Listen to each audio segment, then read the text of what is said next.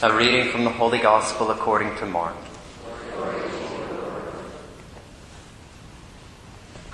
Some Sadducees, who say there is no resurrection, came to Jesus and put this question to him, saying, "Teacher, Moses wrote for us, if someone's brother dies, leaving a wife but no child, his brother must take the wife and raise up descendants for his brother.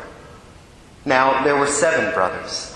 The first married a woman and died, leaving no descendants. So the second brother married her and died, leaving no descendants, and the third likewise. And the 7 left no descendants. Last of all, the woman also died. At the resurrection, when they arise, whose wife will she be? For all 7 had been married to her."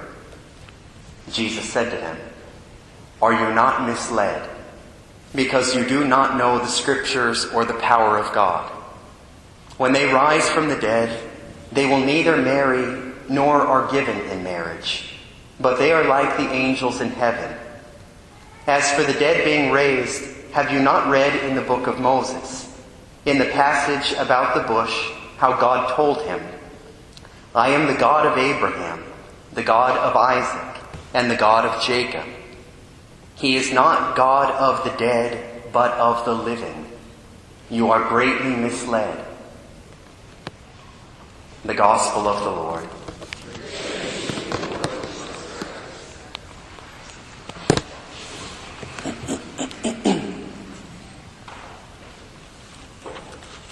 One of the finest spiritual works that I've ever read is entitled, "I Want to See God." And the author takes that phrase from words of St. Teresa of Avila.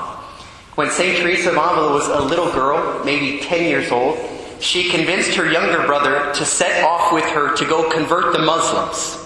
So they left on foot, journeying to distant lands, and thankfully before they got to the edge of the town, one of their uncles saw them and brought them back home.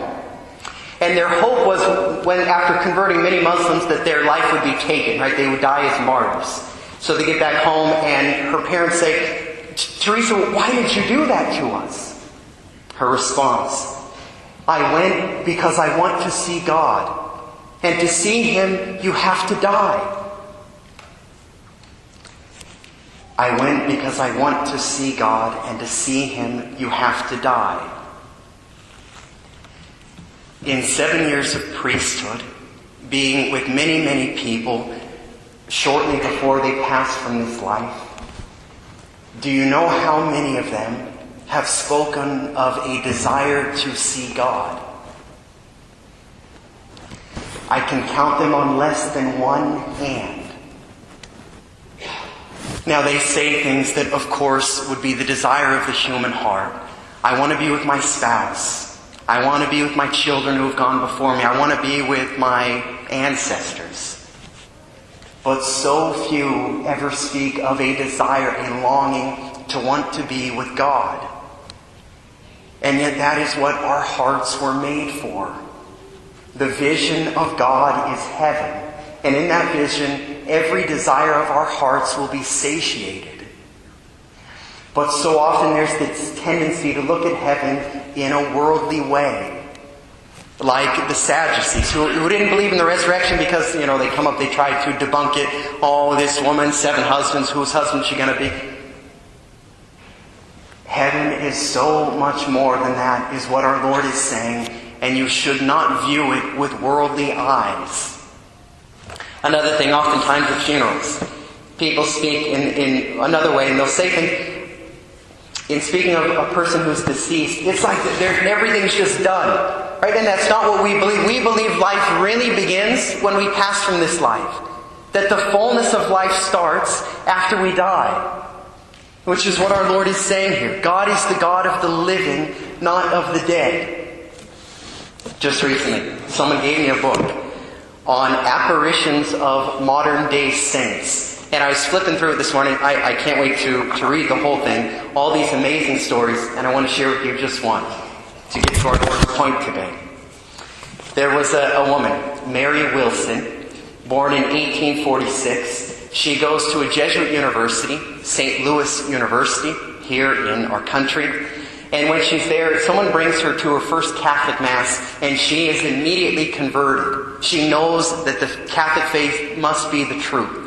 So she begins course in RCA, becomes a Catholic. As soon as she becomes a Catholic, she has a burning desire to become a religious sister, to give her life to God in that way. So she enters the monastery, her postulancy.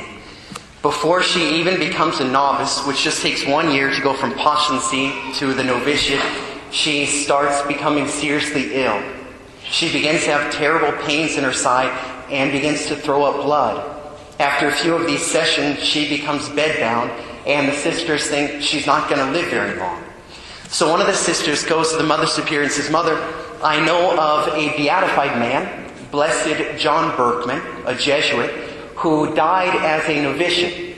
He never had the chance to become a priest. Maybe we could say a novena to him. Ask for his intercession. Perhaps a miracle would be granted to this young woman." So they begin the novena. As the days go on, her condition just worsens. And then the sisters start to think, maybe we should just pray that he helps her with a peaceful death, that he reduces her pain.